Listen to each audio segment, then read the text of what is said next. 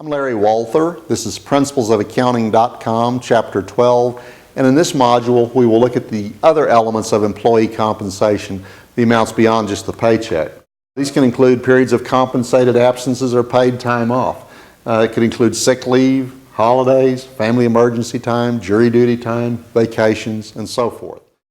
These costs or benefits often accumulate with the passage of time. For example, an employee may earn 2 weeks of vacation a year. Companies would expense and provide a liability for these accumulating benefits when the accumulated benefits meet 4 criteria. Specifically, the accumulated benefit relates to services already rendered, it's a right that vests or accumulates, it's probable that it will be paid, and you can reasonably estimate the amount. So clearly things like accrued vacation pay would typically meet these conditions. Some of the other items may not necessarily meet these conditions. For example, sick leave, a company's sick leave policy may be less definite and not meet all of the conditions for accrual. Another category of employee benefit is a pension plan. There are a variety of types of benefit plans. A popular one is a defined contribution plan. With a defined contribution plan, an employer promises to make a periodic contribution into a separate pension fund account. This might be, for example, an amount equal to 5% of salary contributed to this pension account each period. The fund might be invested in stocks, bonds, or other approved instruments, and after a minimum vesting period, the funds essentially become the property of the employee and to their benefit once they enter retirement. Under these defined contribution plans, one of their key advantages is certainty as well as simplicity of accounting. The company simply expenses the required periodic contribution each period. The assets and obligations of the pension are transferred to the pension trust that maintains accountability over the funds and an eventual disbursement to the employees. Another type of pension plan would be a defined benefit plan.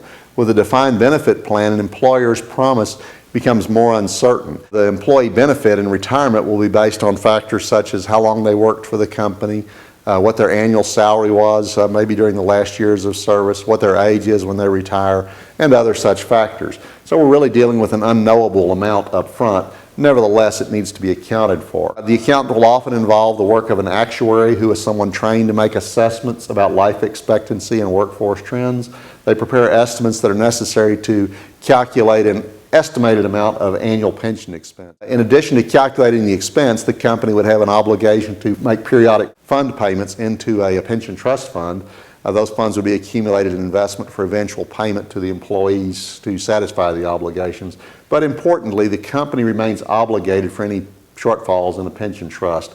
The pension trust fund is underfunded relative to the outstanding promises that have been made. A pension liability would be reported on the company's books. But as a general rule, the pension assets and pension obligations that are covered by the fund are not carried on the books of the company. They're carried on the books of a separate pension trust fund. They've essentially been removed from or isolated from the company records.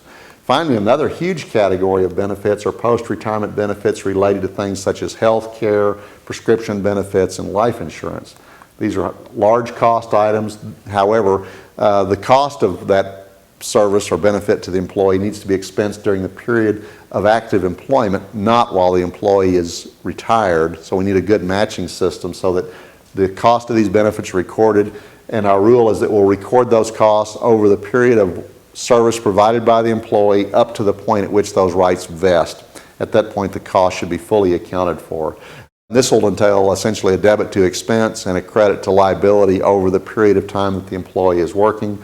These liabilities are often reported on the balance sheet. Very often there's not a separate trust fund where monies are set aside to ensure the payment of these, so the company will continue to carry the obligation on their books, a very substantial balance sheet liability for many companies.